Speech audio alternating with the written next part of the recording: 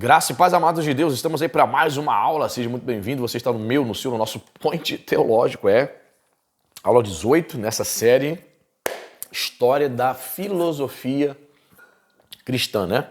Aula 18, então tem 17 vídeo-aulas, você poderá estar, obviamente, voltando lá para o começo para poder pegar o fio da meada ou o mil da fiada, como você preferir, né? E hoje vamos falar mais um pouco sobre Orígenes, né? Nas últimas aulas estamos falando sobre Orígenes, um dos pais da igreja ali, do século III, vivia em Alexandria, uma pegada forte, né? Filosófica, né? Teólogo, um cara que destoava bastante aí, né? Da ortodoxia, podemos assim dizer, mas duas obras aí permaneceram ao longo dos séculos.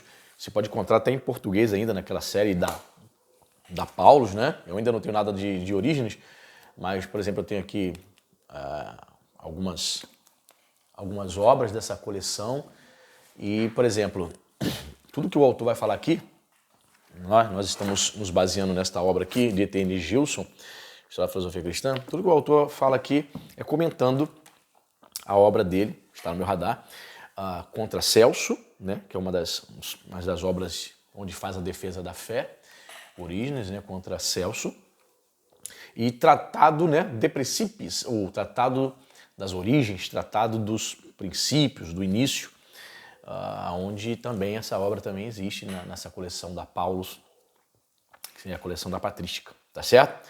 Então vamos, mas antes de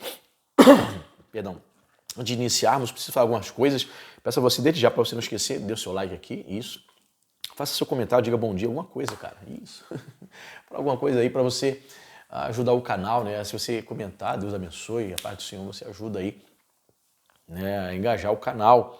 O YouTube entende que esse vídeo é importante, então ele começa a distribuir, começa a recomendar ele para outras pessoas. Outra coisa, se você tem sido edificado, abençoado através dos nossos vídeos, coloca no seu coração, né, esse propósito de você abençoar o nosso canal sendo um apoiador, um patrocinador. Semeie na obra de Deus, semeie no reino de Deus. Aqui embaixo nos comentários tem o link do Apoia-se. A partir de R$5 você poderá ser nosso patrocinador mensal. Pastor, R$5 é pouco, né? Eu sei.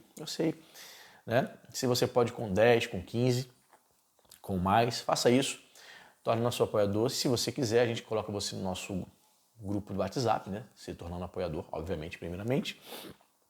Que é um grupo não para debates teológicos, né? Mas é um grupo para divulgação ali dos lançamentos, das obras teológicas. Em nome de Jesus, o nosso intuito, quando você entrar lá na plataforma, você vai ver que temos uma meta financeira. Nosso intuito, quando batemos essa meta, começarmos a sortear livros de teologia para os apoiadores. Se bem que mesmo não bater na meta, no ano passado eu sorteei 3 livros para os apoiadores, mesmo não tendo batido a meta. Não tem como sortear todo mês, né, se eu não bater a meta. Se bater a meta, o intuito é sortear todos os meses, em nome de Jesus, tá certo? Então vamos lá. Falar um pouco aqui sobre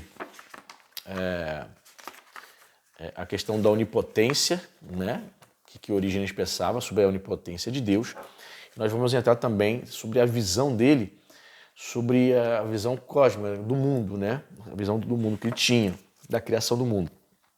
Certo? Onde ele vai tratar isso na obra Tratado das Origens. E diz assim: dentre os atributos divinos enunciados em termos superlativos, desejamos destacar o da onipotência. O tratamento desta questão revela certos traços característicos do pensamento originista. Orígenes ensina, como é natural, que Deus pode tudo.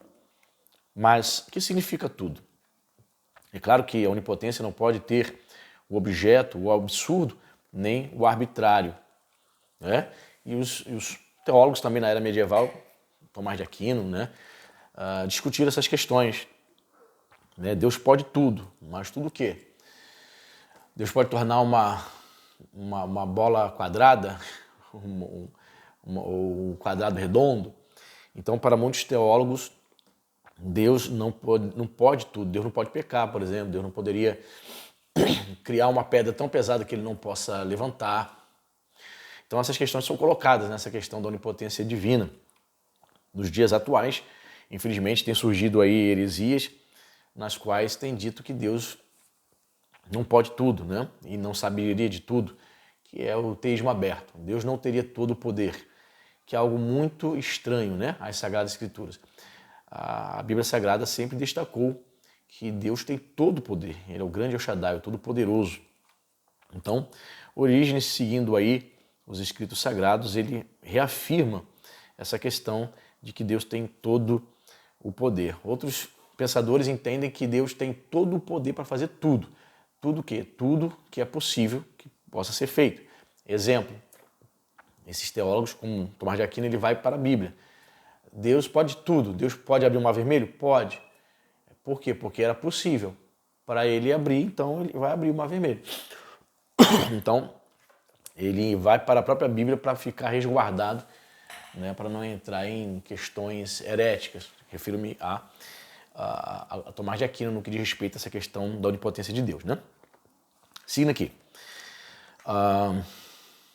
Por isso, Orígenes procura determinar o alcance da divina onipotência, excluindo dele tudo o que é contrário à razão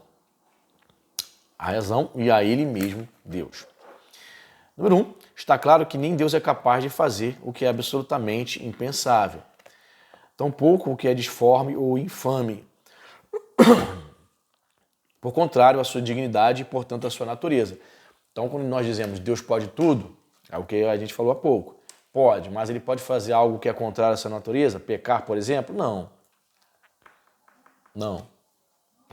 Me foi feita uma pergunta, estava fazendo uma live sobre esse assunto, foi-me feita uma pergunta interessante, dizendo, pastor, se Deus determinasse que o adultério, termo, várias mulheres, não fosse pecado, isso seria pecado? Bem, eu creio que não. Se ele, no princípio de todas as coisas da criação, determinasse que seria legítimo o homem ter várias mulheres, ele determinar isso, não partindo do homem, mas partindo de uma ordem divina, todo homem, em todas as eras, deverá ter várias mulheres, várias esposas. O contrário, não. Somente poligamia.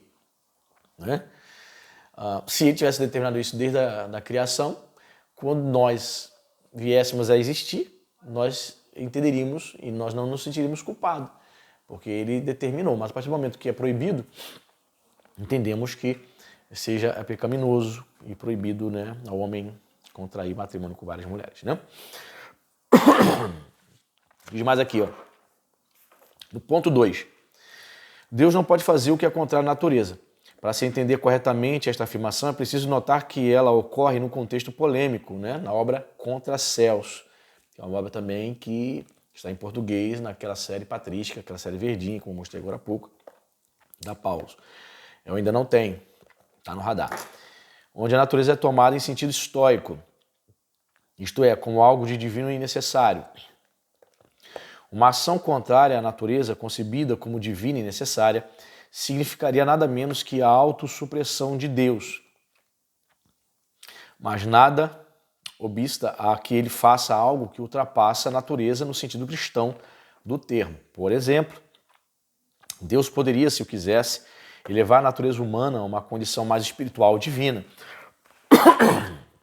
o que não seria absolutamente contrário à natureza, nem a prejudicaria, senão que apenas a modificaria.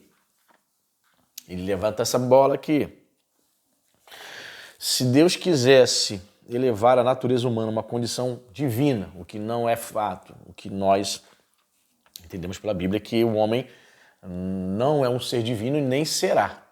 Mesmo após sermos glorificados no porvir, a Bíblia não ensina essa divinização do homem. Não. Jesus disse, nós seremos como os anjos.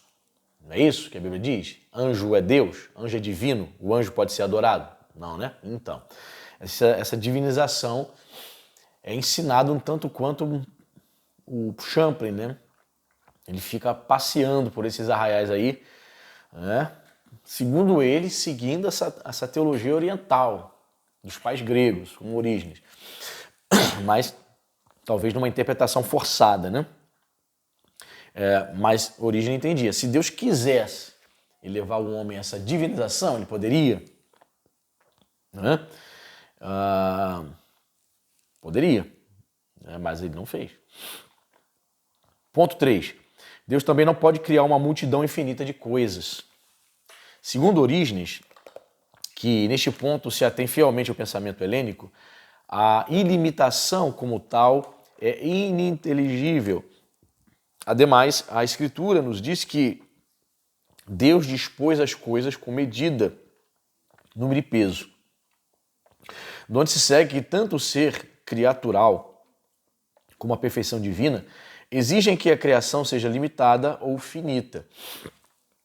O poder de Deus apresenta-se como intrinsecamente determinado e limitado. Com efeito, se fosse ilimitado, ele permaneceria ininteligível ao próprio Deus. Olha só, ele diz isso na obra De Principiis, né? Na obra no início. Estranho, né? Esse pensamento. Deus cria o universo, né, limitado. O universo tem limites, o universo não é infinito, como muitos pensam.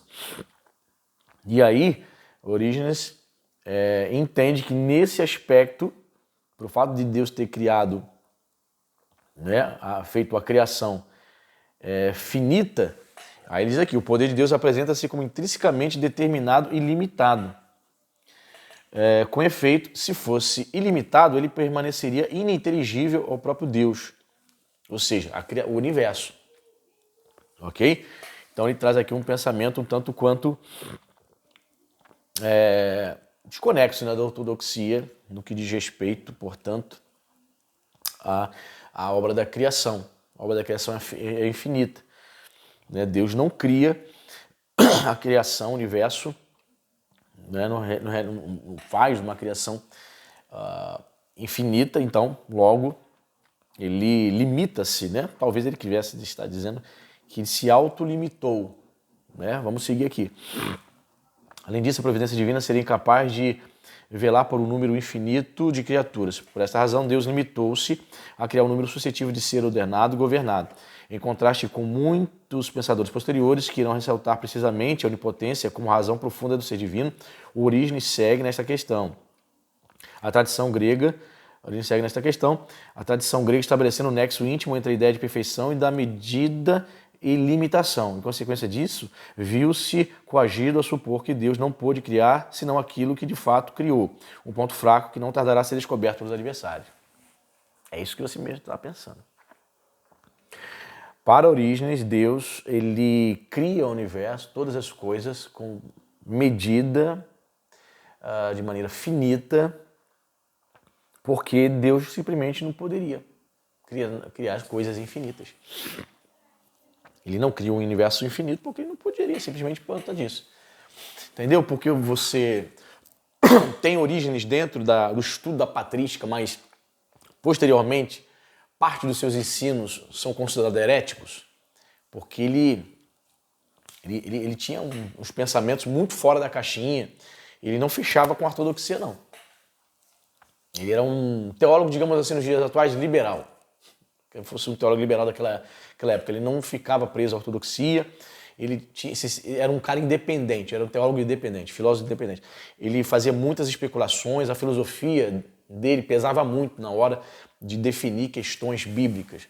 Então Deus, olha só, ele diz, o universo é finito, logo Deus não criou o infinito porque ele simplesmente não pôde, ou seja, ele já teria aí um pezinho no tejo aberto, Deus não teria todo o poder.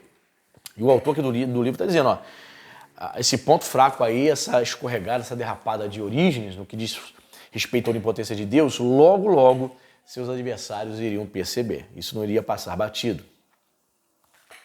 Muito bem, falando sobre o mundo, cosmos.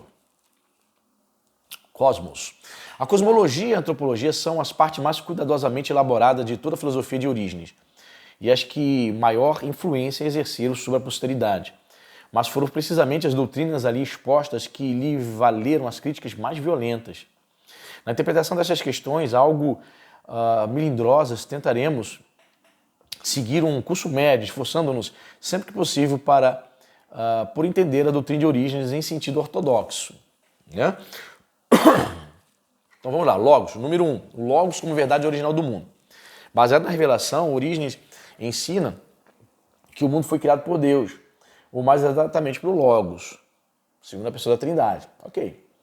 Deus é o ser verdadeiro, como sabemos, por seu próprio testemunho, pelo que todas as coisas devem participar de algum modo deste ser, que se há de entender por tal participação. Como assim? Significa, por um lado, que todas as criaturas participam no ser de Deus, de quem receberam o ser, enquanto efeitos de Deus. Por outro lado, ela significa que todas as coisas compartilham da verdade de Deus, ou do Logos no qual Deus as conhece. Tá vendo? Mais uma vez aí, ele começa a fugir da ortodoxia. Toda a criação, todas as criaturas participam do ser de Deus. O que é isto? Uma pegada panteísta, filho. Você vê, a Igreja Católica não considera Orígenes um pai da Igreja Ortodoxa, embora entenda a importância dele, faça parte aí da coletânea, né, da patrística, mas ele dá uma escorregada de novo. Ele entende que a criação participa do ser divino. O que é esse não panteísmo? Tudo é Deus, Deus é tudo. Problemático, né?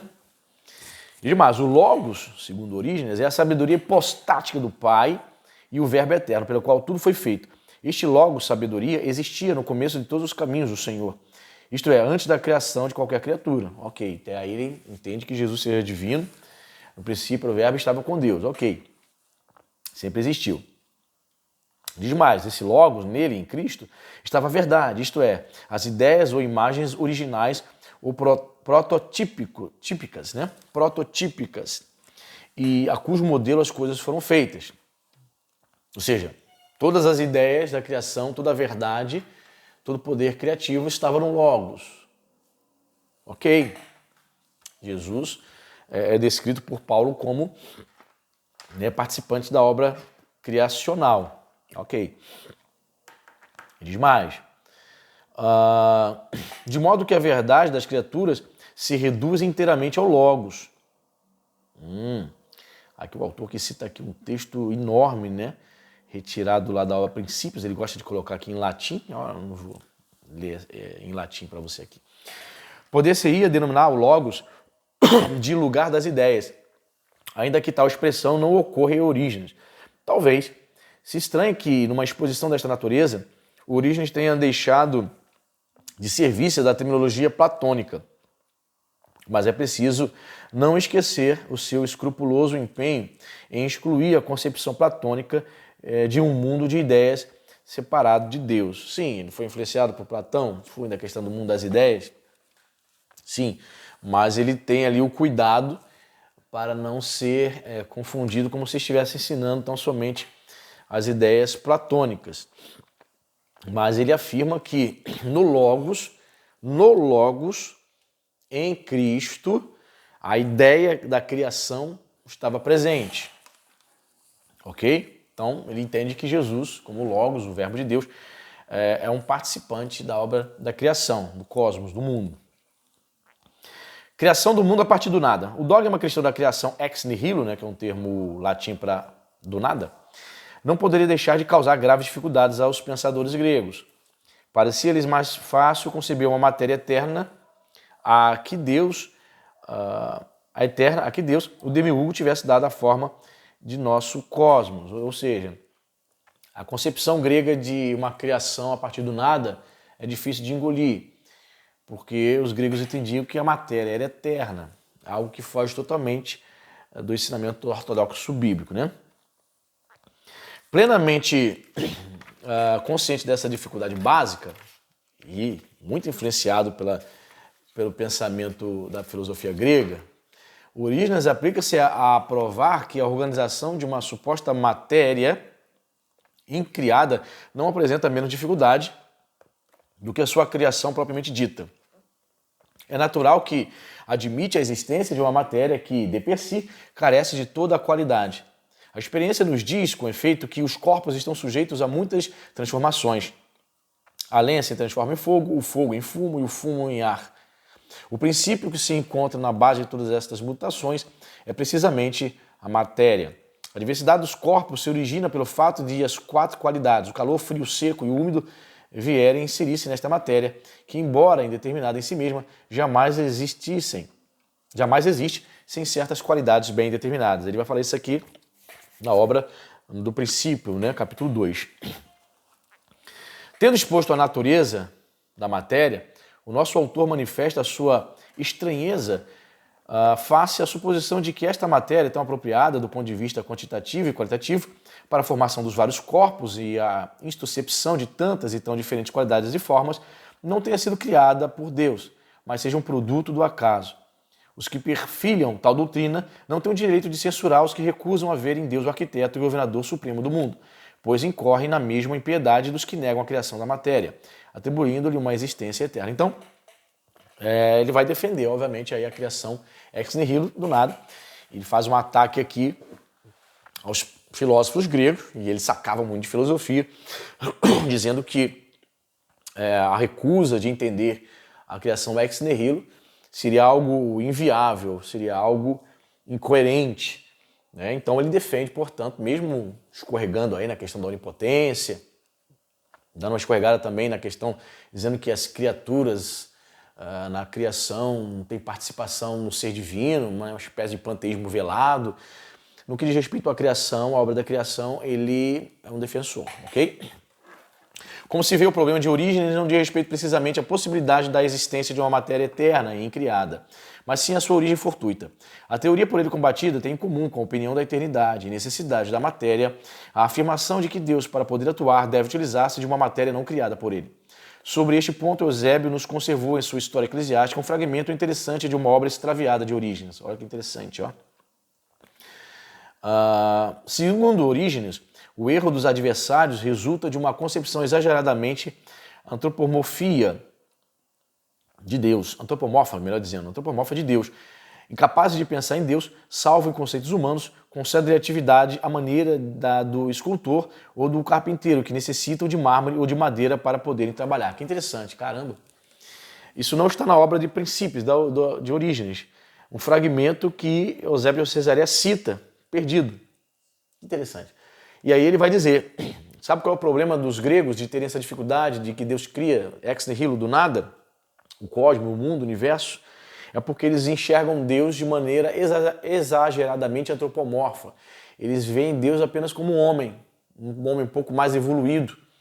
Assim como o escultor que precisa, para sua escultura, o mármore, precisa da madeira, da pedra, eles veem Deus como um homem que precisa ter algo já existente para criar algo, para criar o universo. E a origem, melhor dizendo, rejeita essa ideia, né? Que é legal. Orígenes acha inconcebível que um Deus providente e capaz de fazer tudo o que lhe apraz possa produzir formas e qualidades previamente inexistentes, mas não as próprias substâncias portadoras de tais propriedades. Letra B. Segundo os adversários, Deus depende do acaso. Daí se segue que, se não tivesse deparado com aquela matéria pré-existente, ele careceria forçosamente dos atributos decorrentes de sua atividade. Em uma palavra, seria apenas por um feliz acaso que Deus topou com a matéria. E seria igualmente por acaso que lhe chamamos de originador do universo, de Pai, de Criador e Senhor do mundo. Para os adversários, Deus, o acaso e o acaso situam-se no mesmo plano. Suponhamos, com efeito, que Deus haja encontrado aquela matéria produto do acaso. Ainda assim, ele não poderia ordená-la e dar-lhe forma, a menos que já possuísse uma aptidão ou suscetibilidade prévia para receber as receptivas formas e qualidades. Além disso, era necessário que houvesse a quantidade exata de matéria que lhe fosse possível plasmar. Mas qual a origem de todas essas determinações? De onde, sobretudo, aquela medida exata? Já que os adversários se recusaram a derivá-la da providência divina, só lhes resta atribuí-la ao acaso. Aí, veja bem, o contra-ataque de Orígenes. Já que vocês estão dizendo que Deus cria todas as coisas a partir de uma matéria pré-existente, sim, de onde ela veio? Se ela parte do acaso, como é que se deu esse acaso? Então, Orígenes está dizendo, é mais viável, é mais sensato crer num Deus que cria todas as coisas a partir do nada do que continuar preso, né, aos pressupostos da filosofia grega, de que todas as coisas, o cosmos, o universo, veio a partir de uma matéria pré-existente. Orígenes combate esse conceito equivocado. O que mais que diz aqui? Nada do que Deus produz pode ser considerado melhor do que aquilo que procede do por acaso. Orígenes insurge-se vigorosamente contra tais doutrinas, abre aspas para Orígenes. É indubitavelmente absurdo afirmar que este mundo, tão artisticamente arquitetado, se originasse por si mesmo e sem a mão de um mestre. Mas é igualmente absurdo afirmar que a matéria, com sua quantidade determinada, com suas propriedades e sua docilidade para a arte do Logos Divino, possa existir sem ter sido criada, fecha aspas, para o nosso querido Orígenes, que escreve esse trecho aqui, extraído do trecho do Princípio, de Princípios. E para fechar, né, diz aqui, de tudo isto se infere que é mais difícil representar-se um Deus que arquiteta e ordena o mundo em dependências do acaso do que concebê-lo como criador da própria matéria. Perfeito, concordo. É mais difícil realmente você imaginar Deus criando o mundo a partir de uma matéria pré-existente, do acaso, do que entender que ele criou todas as coisas ex nihilo. E para fechar, de fato, diz aqui, de fato, basta tomar a sério o conceito de Deus para perceber o absurdo contido na ideia de uma matéria incriada, bem como na de uma matéria existente por acaso, independentemente da vontade divina. Perfeito? Então temos aí esses conceitos aí sobre onipotência, sobre o cosmos, a criação ex nihilo de Orígenes. Na próxima aula ele é um pai da igreja importante, um filósofo, teólogo importante, ainda tem muita coisa para falar aí, sobre Orígenes, a doutrina universalista dele, sobre o pecado, sobre anjos, demônios, o mundo dos espíritos, muita coisa aí Orígenes falou, né, na obra De Princípios, né?